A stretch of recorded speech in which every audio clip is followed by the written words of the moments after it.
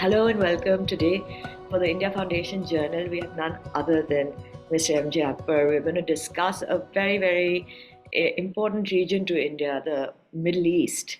Mr. Akbar doesn't need any introduction, but he's an Indian journalist, author, and politician. Uh, he was the founder of Newsweekly Sunday and editor of The Telegraph and The Asian Age. He has also authored several books, including the very well received The Shade of Swords and Tinderbox, The Past and Future of Pakistan. In 2014, he was also elected as a member of parliament and served as Minister of State for External Affairs. Uh, we welcome you, Mr. Akbar. It is a privilege to have you with us, and I think we really get an insider's view. Also, I'm absolutely envious that you're in Goa and we're in Delhi. Thank you very much, Rami. Let me begin by asking you my first question. Um, you obviously saw the early developments being MOS external affairs on the different sort of relationship building that India, uh, sort of had with the Middle East. Even though the Middle East has been a priority for India, it seems like something changed. Can you take us through what was the foreign policy change and what contributed to this positive relationship that we have with the Middle East today? Uh, Let me start, Rami, with a question, not an answer. Right? What on earth is the Middle East? Fair enough. Right? Which East is it in the middle of? Correct. Right? And I don't raise it as a semantic question, or as a kind of peripheral banter. I raise it as a very vital element of our understanding of this region. The moment we call it Middle East, we are not looking at it from the perspective of the region. We are not looking at it the perspective of Asia. We are not looking at it the perspective of Africa.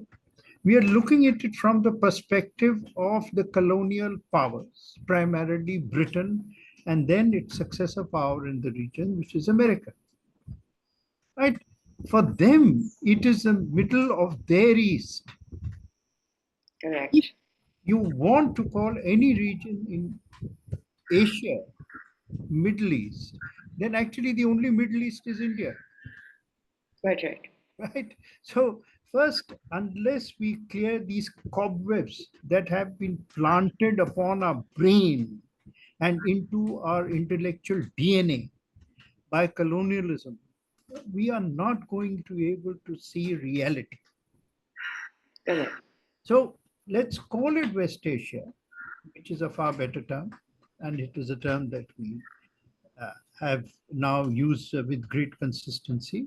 And I hope that this term will also find genuine currency, even in the countries of the region that we are addressing.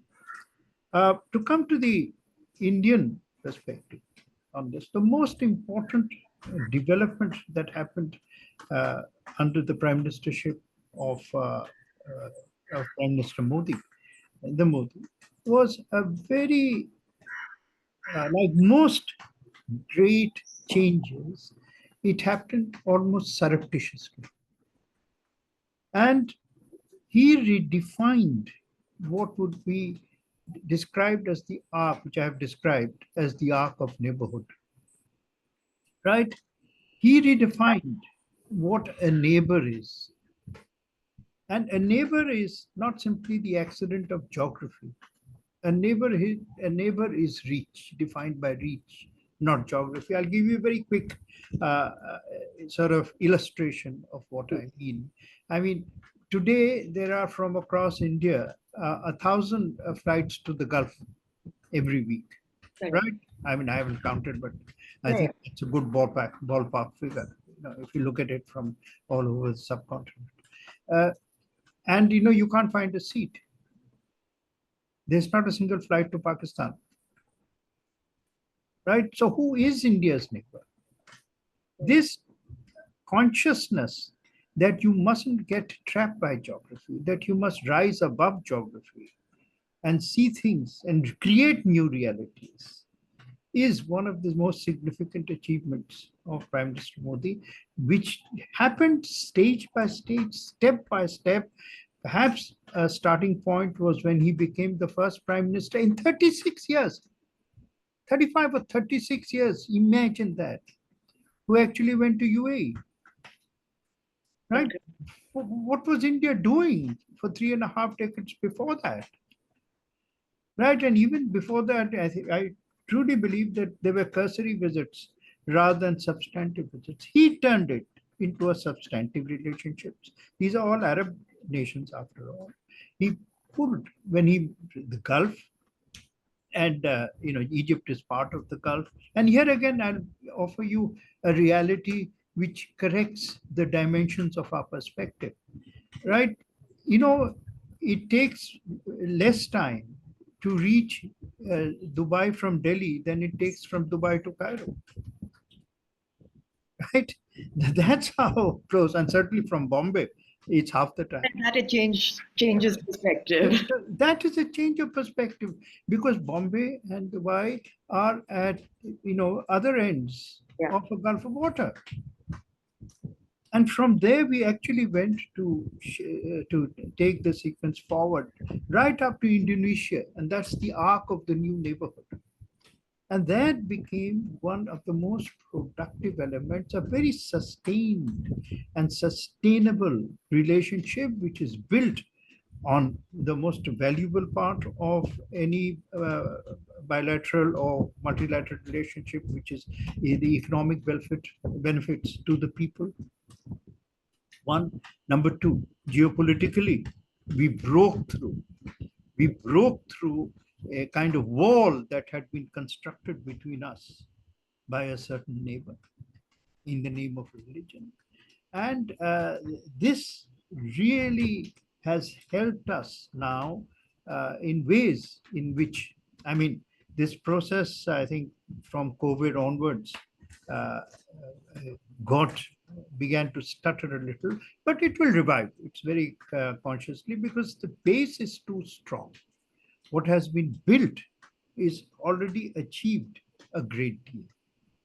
And I think what we are going to see is a continuation of what has been created for the benefit of the region. And eventually, the world has got to understand that a new geopolitics is in play, a very positive new geopolitics is in play.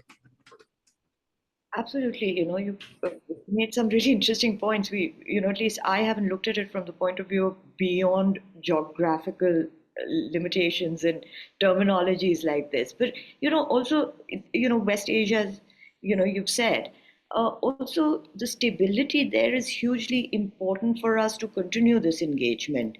Now, the conflict obviously between Israel and Hamas, uh, do you think it's affected our outreach, or will it, in the long run, do you see it becoming a larger issue which can spread to Iran? And how do you think India is dealing with it?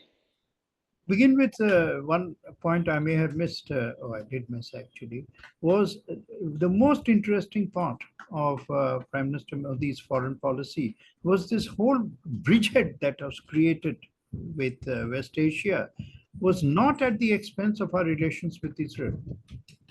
Right, right. And it is quite unique. It is remarkable, right? And they recognized it. Why did the region accept India's credentials, or Prime Minister Modi's credentials, or his credibility? Because he knew that he was not building any relationship that would be hostile to their interests. India is a power. India is a regional power.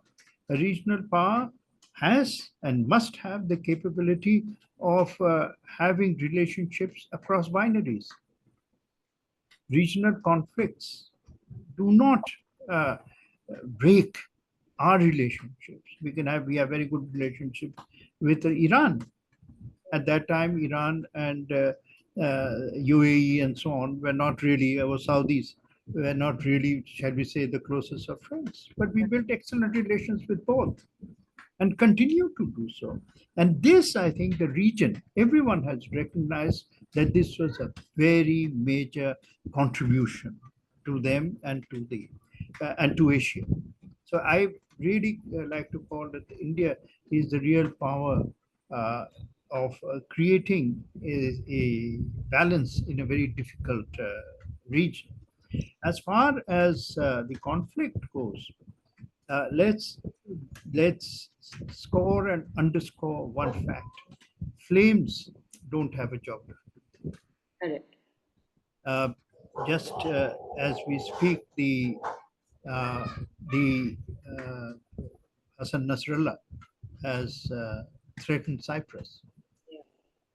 because he says that IDF, Israeli Defense Forces, are taking training or doing training in Cyprus. I don't know what this reality he says in order to prepare for a very complete invasion or very larger invasion of Lebanon, possibly because this war is not going to end so soon. Uh, there are very many discordant now elements that one is hearing from within Israel.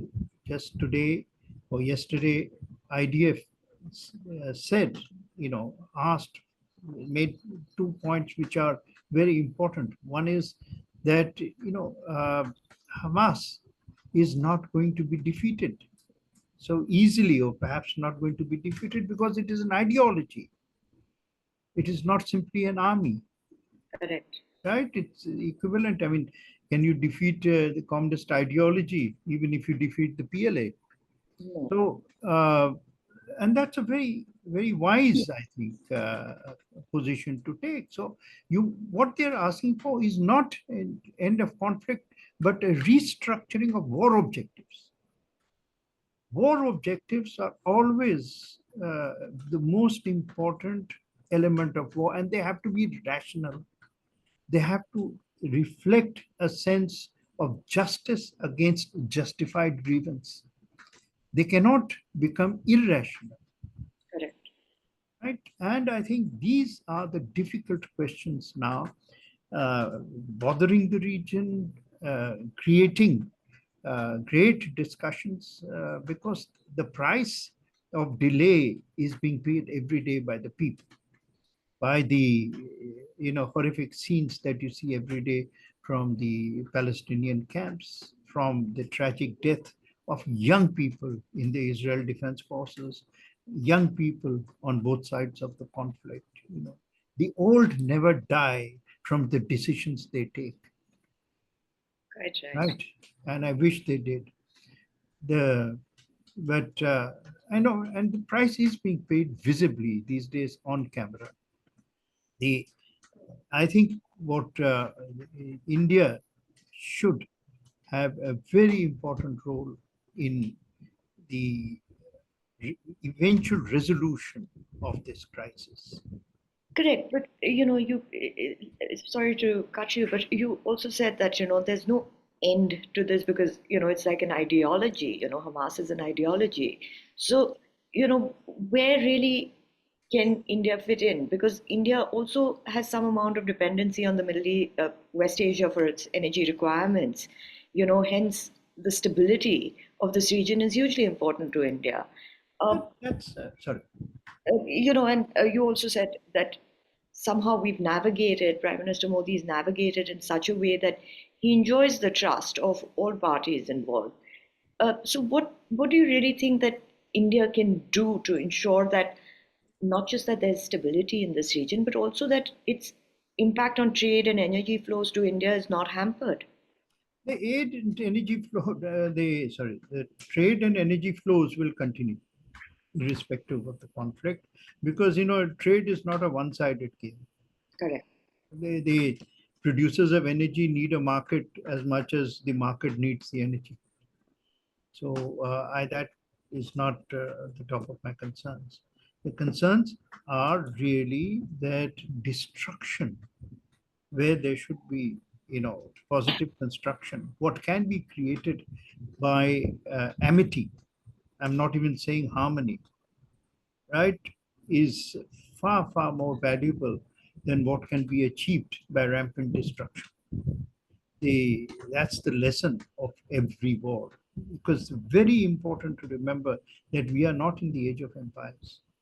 The age of empires collapsed with the end of colonialism. I know that neo-colonialism has not ended, but colonialism has. Yes. Except that and we are in the age of the nation state. We are in the epoch of the nation state, and nation states do not I mean, unfortunately, they have not meant the end of war, but there is more rational behavior internationally, and it is to achieve a sustainable settlement of the region that should be the only focus, I think, of all powers that have a positive and even a beneficial attitude towards the region. War is no longer going to be fought in compartments. War is now an open battlefield. It affects everyone and everything, right? And governments also know this, because I can't, very few governments now are beyond accountability, right? People extract a price if they do not manage affairs well, and managing affairs well means their welfare, and welfare means the prices of goods, and so on and so forth. So it it affects all of us, and it is in the common interest of the rational world to find solutions, the common interest mostly of the region, because I think Israel is also paying a very, very heavy price.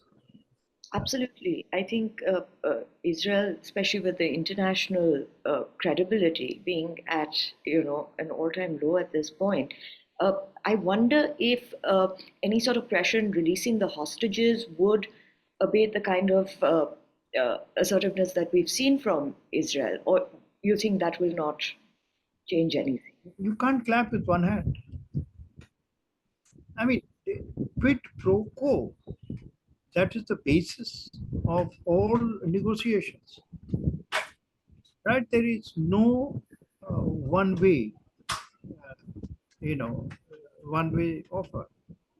It won't happen, however much you may ask for it or however much you may wish for it. So, and I think both sides understand it. Look, when we talk of the hostage crisis, why do you forget that a large number of hostages have been released? So there have been deals before. Why should there not be a deal again? Problem, in my view, is which forces, and I'm not naming them because I don't think guilt is only on one side. Which forces have a vested interest in continuation of war? That is the problem. Quite right. But then, how do you feel that India can somehow play a role wherein it remains localized and does not sort of explode into something larger? The only person who can become or the only nation which can become a bridge is a nation with pillars on both sides. So India has pillars of goodwill on both sides. So why not India? Now, when you talk of, I mean, this is a role that America wants to play and has sort of allotted to itself, as it were. But I think the Americans also should understand that this is an area in which India can help. Correct. And they could reach out to us. We do have a very good relationship with the White House, right? And I say the White House, I mean a White House, irrespective of who's the occupant of the White House. Correct. But So, till, as of now, what has India's position been, in your opinion, in in the Israel-Hamas? well, we have made a position, I think, which has been the position of, I think, most nations, which is find a, you know, credible route map to a resolution. Don't treat conflict as an end in itself, right? What India is saying is in the interest of both sides, right? That is why it has credibility. India itself has no vested interest in the conflict. right? India has a very strong vested interest in peace, in conflict resolution. But of course, it would require the, let's say, the acceptance of America and perhaps Europe for India to become a, a shall we say, find a place in the evolution of this unfortunate drama, tragedy. Absolutely.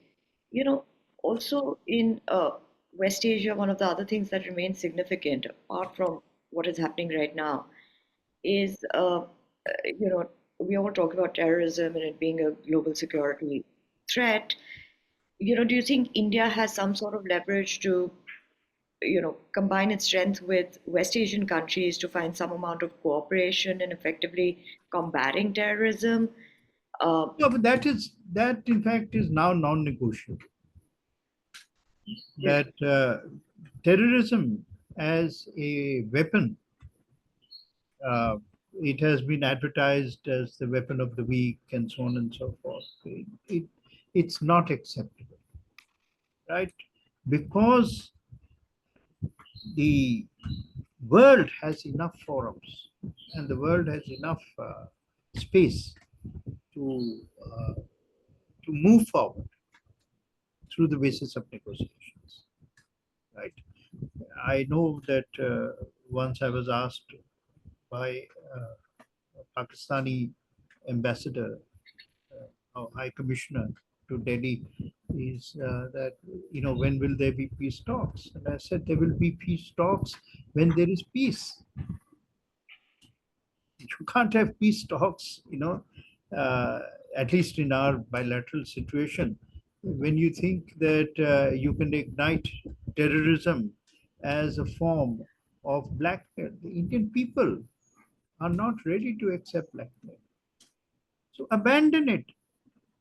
Why don't you see the history of the last 50 years? There was a region called East Pakistan, which was as Pakistani as West Pakistan. 50 years ago, it went through a cataclysmic liberation movement, right? After the 50 years, it was not that relations with India instantly became better. They did not. There were dictators there who continued to have a vested interest in conflict with India.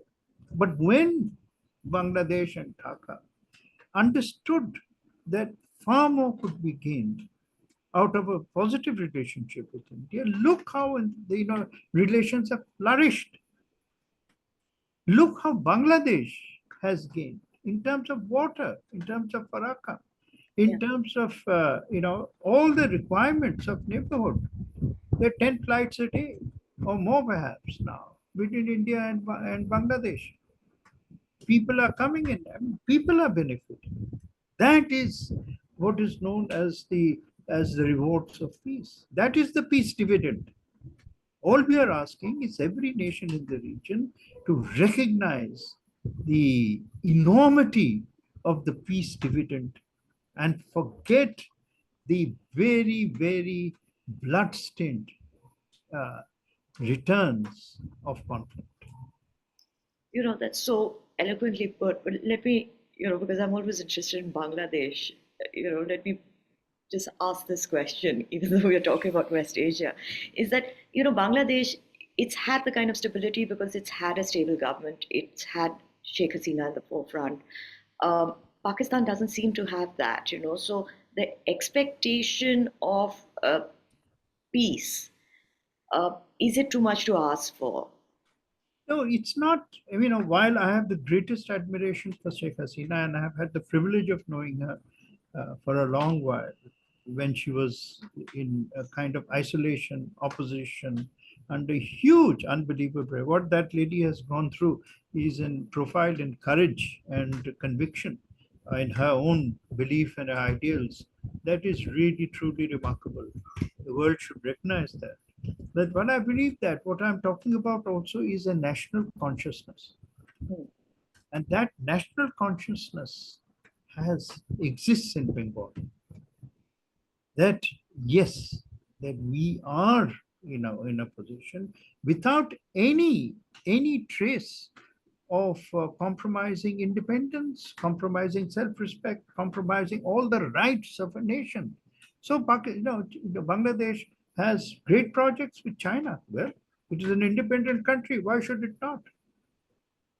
Right. I think, it's perfectly in its capacity and capability to exercise its will wherever it feels like. Right? But today, the relationship between India and Bangladesh is absolutely crucial to the creation of economic growth, economics, so advance in the whole of the region, our northeast, our well, you know, in Bengal, and so on and so forth. All of it. Fair enough. Uh, because we're running out of time, I have a couple of questions that really, a lot of people here want to know about. One is we've been hearing a lot about, and this is coming back to West Asia, we've been hearing a lot about the petro deal. What do you think is happening there? How do you think it's going to proceed? um, it's likely that the Saudis are likely to engage in, currencies other than the dollar. That's what, the rumors are.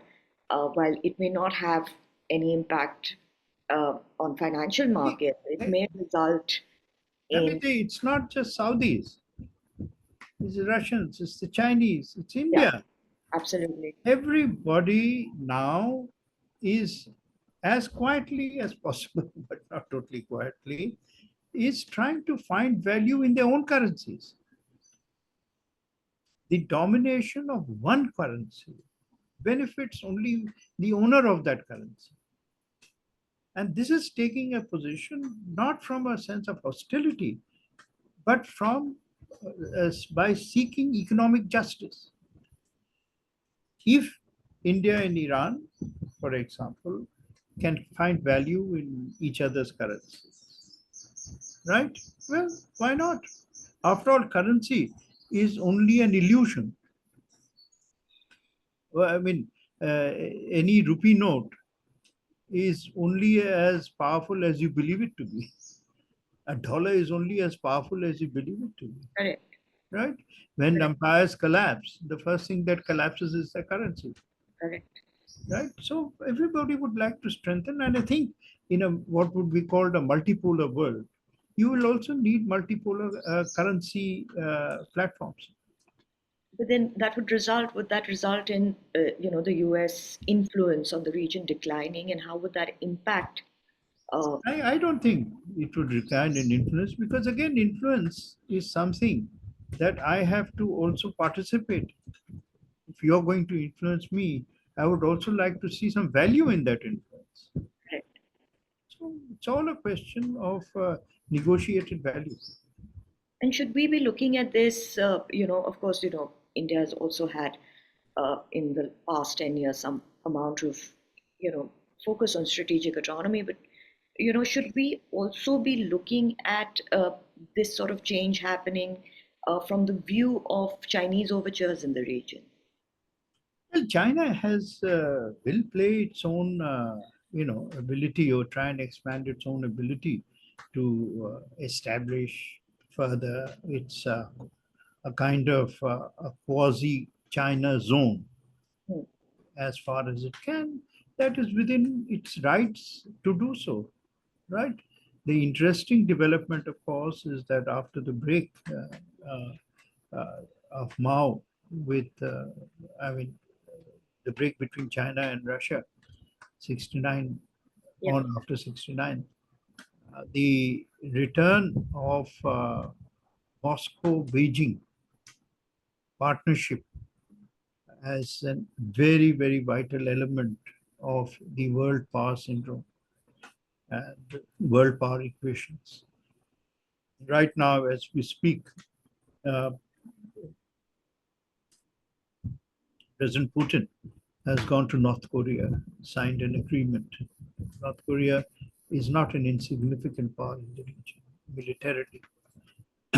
They The Chinese simultaneously have gone to South Korea to try and, you know, perhaps I would, the implication is that don't treat this as hostile, treat this as part of equations that are important. The Chinese are reaching out to Malaysia right now as we speak. Putin has gone to Vietnam right now as we speak.